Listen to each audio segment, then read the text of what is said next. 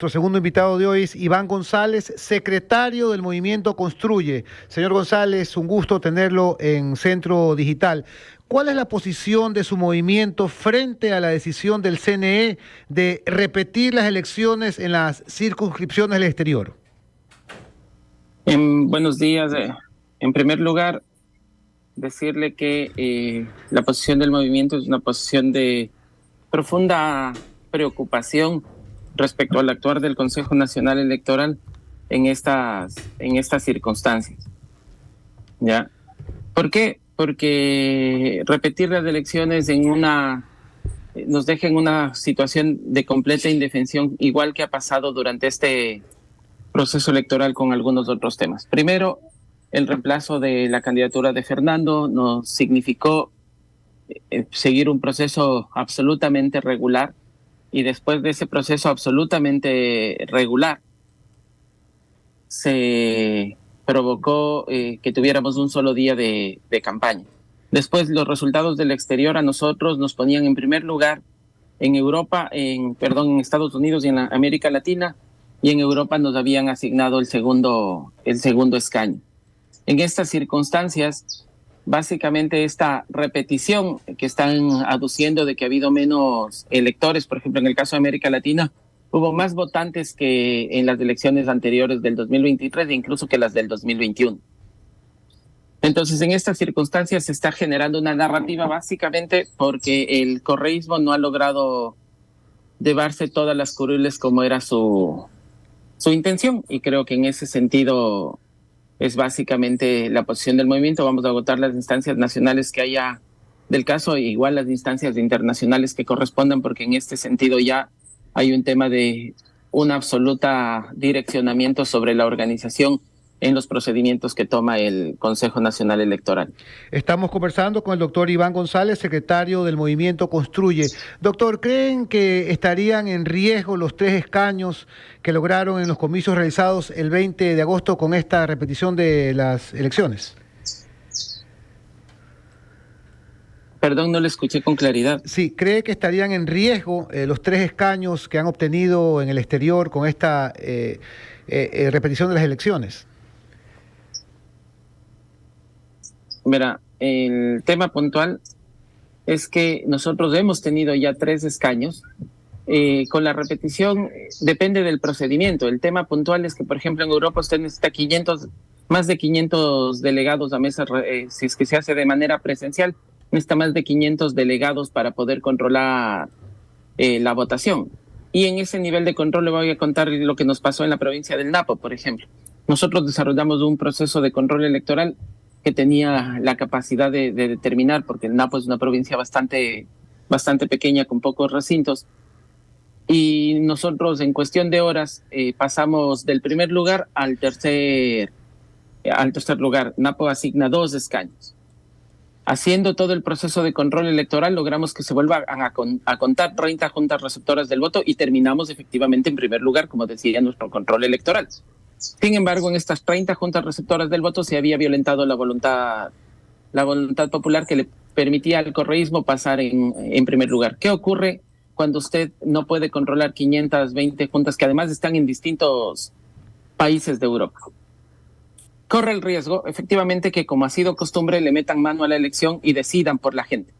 Porque nosotros en este proceso, en el cual la gente ha podido votar directamente, en la que no ha necesitado que esté el consulado, que esté los intermediarios del Consejo Nacional Electoral, sino a través del voto telemático, por ejemplo, hemos podido desarrollar el proceso sin... Doctor, buenos días. Sin ningún inconveniente. Sí, doctor Iván González, secretario del Movimiento Construye. Tenga usted muy buenos días, doctor. Le quiero hacer una pregunta, gracias. Le quiero hacer una pregunta concreta, directa y que espero no digamos respuestas evasivas. Yo sé que las organizaciones políticas son un colectivo, todas las personas son importantes, usted es importantísimo, el general Carrillo es muy importante, eso no está en discusión. Mi pregunta concreta es: ¿quién es el dueño y señor o dueña y señora del Movimiento Construye? ¿Quién es el líder o la lideresa?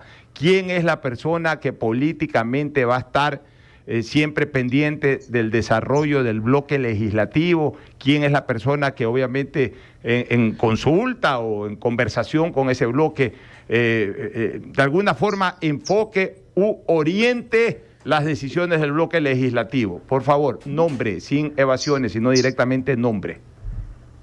El bloque se encuentra justo en este momento en una reunión en el que va a definir su jefe y coordinador de bancada. No digo doctor, perdone, no digo jefe de bancada, digo líder de la organización o lideresa de la organización. ¿Quién es la persona que dirige la organización política? No hablamos de bloque, no hablamos de bancada, no hablamos de cuál legislador va a coordinar las cosas. ¿Quién es la o el lideresa del movimiento Construye en la actualidad?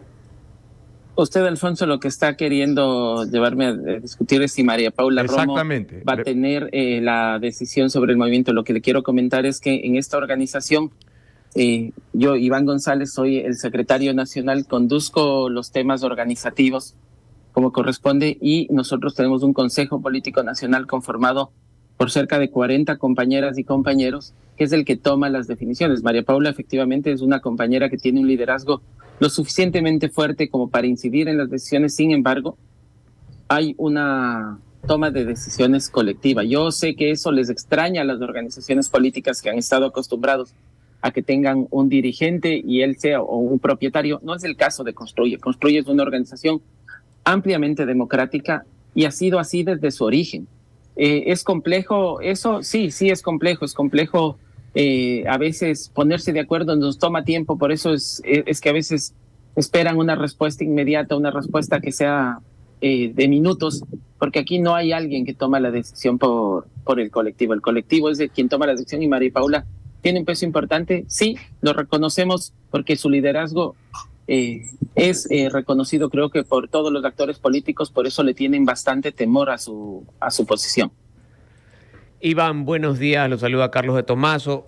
Cuando inició el programa este día, decía yo, no existe en la ley ninguna causal de nulidad que regule al voto telemático. Están aplicando unas causales de nulidad que corresponden al voto común, que no son endosables al voto telemático. Eso solamente como un comentario aparte al primer tema. Me parece que ahí tienen que hacerse fuertes. Segundo tema, el bloque del movimiento Construye.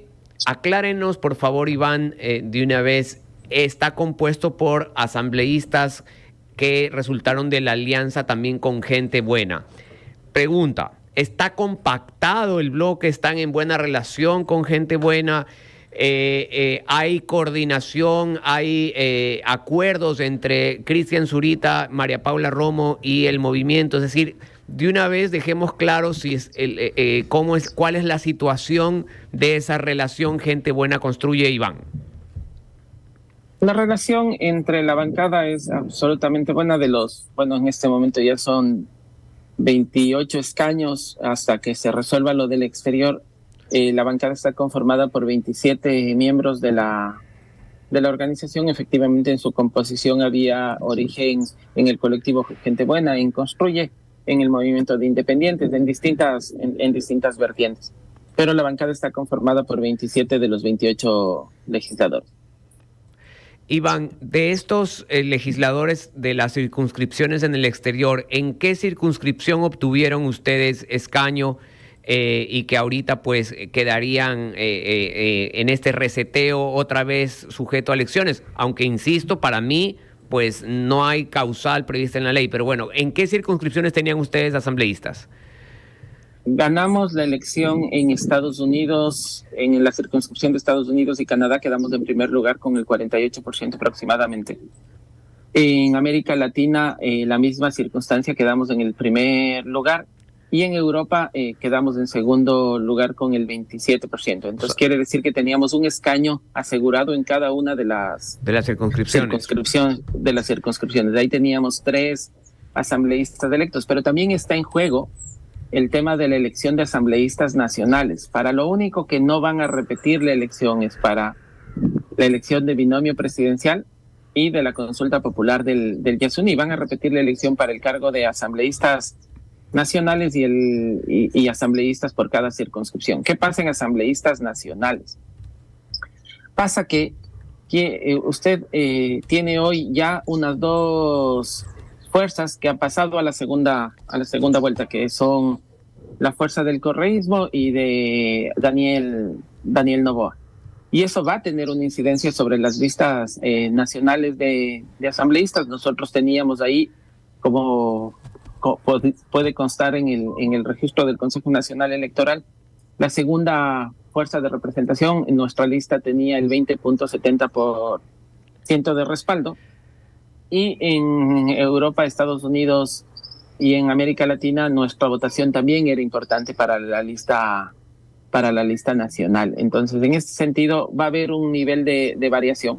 Nosotros creemos que ahí lo que están buscando es, en un pacto del correísmo con alguna otra fuerza política en la Asamblea, poder juntar los votos que les hacen falta para tener una mayoría conforme han venido juntando, ¿no es cierto? Y por eso poner en duda el tema de la elección. Usted bien lo ha dicho, no hay causales para que haya procedido la nulidad, han forzado la ley. Cuando se trata de cumplir un caso excepcional, como era el caso de la muerte de Fernando, y aplicar un procedimiento excepcional para la calificación de Cristian, buscaron lo ordinario, un apego irrestricto a la ley. Cuando se trata de revisar el tema del voto en el exterior, que en esta vez no les asigna ni las dos curules en Europa ni las dos curules en Estados Unidos del correísmo, deciden darse de baja la elección, porque precisamente lo que están buscando es salir favorecidos, como les decía en un momento, porque intentan manipular la voluntad de la gente. Estamos de acuerdo, doctor, de que no debe darse esa elección en segunda vuelta, porque sí direcciona un poco hacia los dos candidatos finalistas. Yo sí estoy de acuerdo que se repita la elección, pero tiene que repetirse de todo, incluso Yasuní y presidente de la República. Ahora, ¿cómo van a subsanar? Mi última pregunta, doctor, para usted. ¿Cómo van a subsanar el tema legal? Bueno, mejor dicho, no lo pueden subsanar o es muy difícil subsanarlo. ¿Cómo van a interponer recursos o bajo qué argumentación para la imposibilidad legal que tiene el general Carrillo de asumir la curul? Porque es real el hecho de que una persona que fue censurada por la Asamblea Nacional pierde su derecho a acceder a un cargo público por 2 años. Y por más que se quiera decir de que una elección es un cargo de elección popular, pero es un cargo público per se, es un cargo público, todo. La presidencia de la República es un cargo público, la legislatura es un cargo público, el ministerio es un cargo público. O sea, el cargo público no tiene nada que ver de cómo se llega al cargo público, si es por nominación directa, vía administrativa, o si es por elección popular. En este caso hay esa prohibición.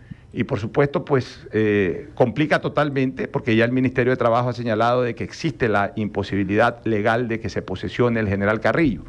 ¿Qué piensan ustedes? ¿Qué van a hacer? Y si se da lo que legalmente aparentemente tiene que darse, la persona que lo reemplazaría al general Carrillo goza de total confianza por parte de ustedes.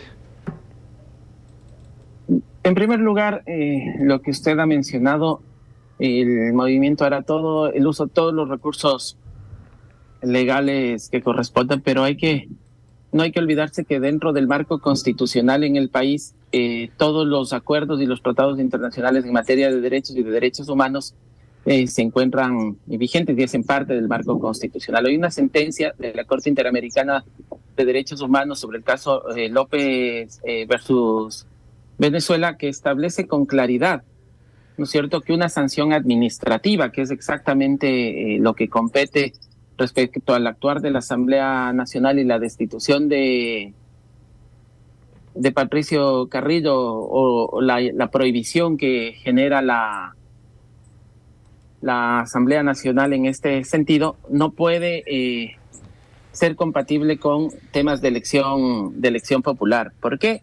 Porque la Corte interpreta directamente, ¿no es cierto?, que en este sentido, la soberanía, el voto popular tiene una mayor jerarquía sobre los actos administrativos de la Asamblea Nacional. Entonces, vamos a aplicar y vamos a hacer una fundamentación dentro de lo que ya dictamina la Corte Interamericana de Derechos Humanos sobre la superioridad que tiene la votación popular. Ahí hay que tener claro, Patricio Carrillo ha recibido cerca de 1.700.000 votos de respaldo designándolo asambleísta, y eso genera una legitimidad superior a lo que están planteando la destitución por un grupo de asambleístas que se desarrolló además en una asamblea pasada que tiene y carece de temas de legitimidad, porque incluso su interpelante fue luego acusado de violación. Doctor, una pregunta final. ¿A cuál de los dos finalistas del balotaje va a apoyar el movimiento Construye? ¿Ya lo han decidido?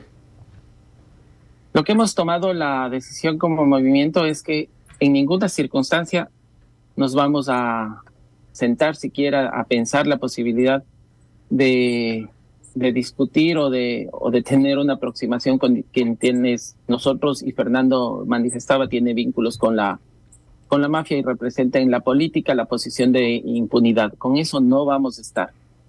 Y en el otro lado, creemos que lo más importante es una suerte de demanda de puntos que el país necesita. Nos vamos a concentrar en nuestra agenda legislativa. No creemos que vamos a ser determinantes en la elección de la segunda vuelta como tal, porque nuestros votantes tenemos la seguridad que en este apego de no votar por las mafias no lo harán por cierta candidata. Entonces, a nosotros lo que nos corresponde es prestar atención a los temas legislativos, ley de extinción de dominio, ley de inteligencia y contrainteligencia, plantearnos los desafíos que tiene el país, además para generación de empleo y recuperación de la seguridad, y por supuesto lo que los compañeros asambleístas después del asesinato de Fernando han planteado, tiene que ver con crear una comisión que dé seguimiento a las investigaciones sobre el asesinato de Fernando Villavicencio, porque creemos que no es un crimen que puede permitirse el país que quede en la impunidad, porque puede sentar las bases fatídicas para que la política ecuatoriana se resuelva con armas de sicarios. Gracias al doctor Iván González, secretario del Movimiento Construye, por darnos esta entrevista.